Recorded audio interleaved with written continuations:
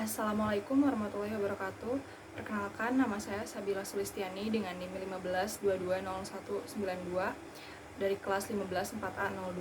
Di sini saya akan mempresentasikan hasil diskusi kami mengenai modul 11 dan 12, yaitu tentang aplikasi bisnis offline dan aplikasi pendukungnya. Nama saya Rizky Ananda Prakoso, NIM saya 15220542. Lalu di sini ada aplikasi bisnis offline dengan Notes. Aplikasi bisnis offline dengan Notes ini adalah aplikasi yang digunakan untuk mengelola berbagai aspek bisnis tanpa memerlukan koneksi internet. Terus menggunakan fitur catatan untuk mencatat, mengatur, dan juga mengelola informasi penting.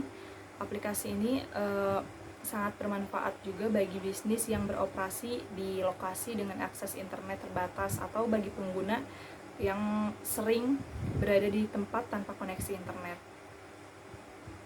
Contoh yang pertama adalah Microsoft OneNote. Microsoft OneNote ini memiliki fitur membuat berbagai buku catatan, mengatur catatan dalam halaman, menambahkan gambar, dan juga memanfaatkan template untuk berbagai kebutuhan bisnis. Terus penggunaan ini membuat catatan tentang stok barang, menyimpan daftar kontak pelanggan, dan mencatat ide proyek baru.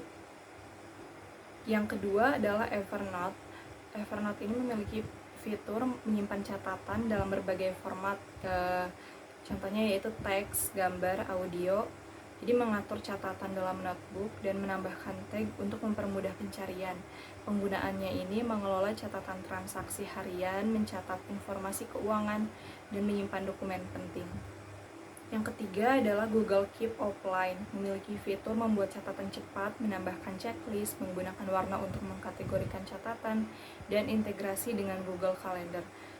Penggunaannya ini menyusun daftar tugas harian, mencatat ide bisnis, dan juga menyimpan informasi produk. Yang keempat adalah Simple Note, memiliki fitur aplikasi catatan yang ringan dan cepat dengan kemampuan sinkronisasi offline, menawarkan antarmuka yang sederhana juga untuk mencatat informasi penting dan daftar tugas. Memiliki penggunaan mencatat ide-ide penting, membuat daftar tugas harian, dan menyimpan catatan singkat tentang transaksi atau pertemuan bisnis. Yang kelima adalah Apple Notes, memiliki fitur aplikasi catatan bawaan pada perangkat Apple yang mendukung berbagai jenis catatan termasuk teks, gambar, sketsa, dan juga checklist. Dapat digunakan offline dan disinkronisasikan ke iCloud ketika terhubung ke internet. Lalu penggunaannya ini mencatat informasi produk, menyusun rencana proyek, menyimpan detail kontak pelanggan, dan juga membuat catatan pertemuan bisnis. Yang keenam adalah Zoho Netbook, memiliki fitur aplikasi catatan yang memungkinkan pembuatan catatannya ini dalam berbagai format seperti teks, gambar, dan audio. Dapat digunakan offline dan disinkronkan saat internet tersedia. Lalu memiliki penggunaan mencatat riwayat transaksi, menyimpan informasi pelanggan, mencatat ide untuk pengembangan produk, dan mengelola tugas-tugas harian. Lalu yang ketujuh adalah Keep My Notes. Ini memiliki fitur aplikasi catatan offline yang memungkinkan pembuatan catatan teks, checklist, dan audio. Juga memiliki fitur pencadangan lokal untuk menjaga keamanan data. Lalu memiliki penggunaan mencatat tugas harian, membuat daftar persediaan barang, menyimpan ide-ide inovatif, dan mencatat detail pertemuan bisnis. Lalu selanjutnya adalah tentang aplikasi bisnis offline dengan Office. Yang pertama adalah Kingsoft Office. Kingsoft Office ini alternatif Microsoft Office yang tersedia gratis di Android. Aplikasi ini juga mendukung berbagai format file seperti Doc, XLS, PPT, dan PDF, serta terintegrasi dengan Google Drive, Dropbox, dan lainnya untuk memudahkan pengaturan dokumen. Lalu yang kedua adalah Office Suite Pro 6. Aplikasi ini juga mendukung lebih banyak format dokumen daripada aplikasi Office lain di Android, termasuk XLSM, PPTM, PPSM, dan juga DOCM. Fitur lainnya ini adalah pencetakan dokumen via Google Cloud Print tanpa perlu koneksi tambahan. Lalu yang ketiga adalah Olive Office Premium. Jadi aplikasi Office ini gratis di Google Play. Meskipun disebut premium, fitur-fiturnya ini hampir setara dengan Kingsoft Office, mendukung format PDF, MHT, MIME, dan HTML.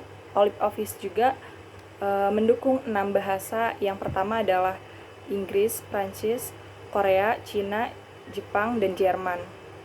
Lalu yang keempat adalah Quick Office Pro. Quick Office Pro ini seperti Office Suite Professional 6 yang berbayar, menawarkan fitur lebih lengkap daripada versi gratisnya. Di aplikasi ini juga mendukung penyimpanan dokumen ke cloud, pemeriksaan ejaan bahasa Inggris, formula pengolahan data, serta penambahan catatan dan markup pada file PDF. Lalu yang terakhir adalah Smart Office 2. Jadi aplikasi Office ini memiliki antarmuka menarik dengan dashboard Smart Office 2 yang memudahkan akses fitur. Uniknya, di aplikasi ini menyediakan berbagai template menarik untuk pembuatan dokumen di ponsel tablet. Selain itu, Pixels Visual Explorer ini berfungsi sebagai file manager untuk memudahkan pengguna melihat dokumen. Aplikasi pendukung bisnis offline. Yang pertama yaitu buku warung, mencatat penjualan, utang pelanggan, dan laporan bisnis. Fitur utamanya adalah pengiriman pesan pengingat utang melalui SMS atau WhatsApp. Aplikasi ini berbasis online, memungkinkan update data secara real-time. Yang kedua, Jubelio. Jubelio adalah platform omnichannel yang mengintegrasikan semua channel penjualan online dan offline ke dalam satu dashboard. Layanan pendukungnya meliputi fulfillment, chat, web store, WMS, financing, hingga loyalty.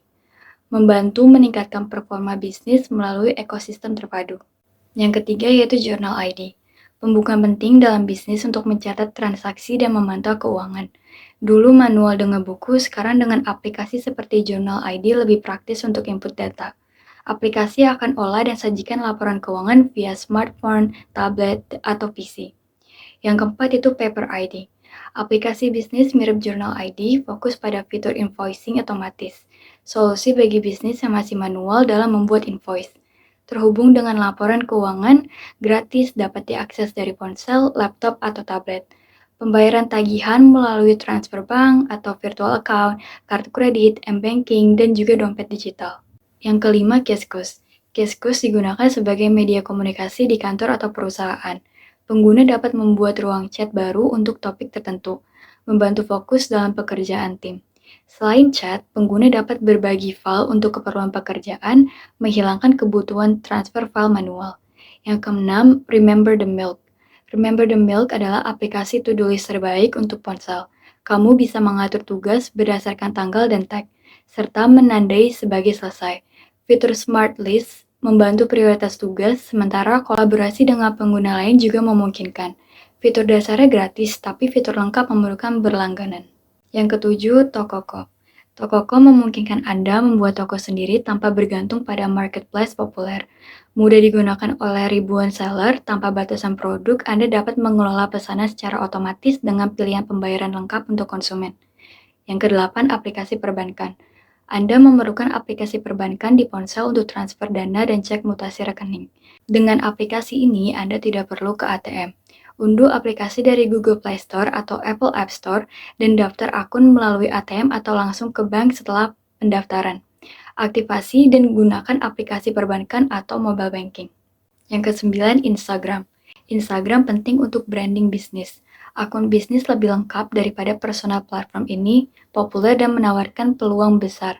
Iklan berbayar dan laporan demografis pengikut membantu menyesuaikan dengan target pasar.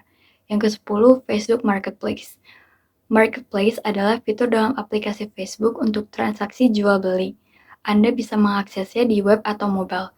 Sebagai pebisnis, Anda dapat memanfaatkan untuk memasarkan produk untuk keamanan, gunakan metode cash on delivery atau COD, atau platform marketplace seperti Shopee atau Bukalapak. Selanjutnya yaitu aplikasi pemesanan tiket berbasis web dan Android. Server side. Penggunaan bahasa pemrograman PHP. Aplikasi ini menggunakan PHP untuk manajemen aplikasi dari sisi server, termasuk pengolahan data kota asal dan tujuan. data member, data penjadwalan, data pemesanan, serta pelaporan. File-file JSON.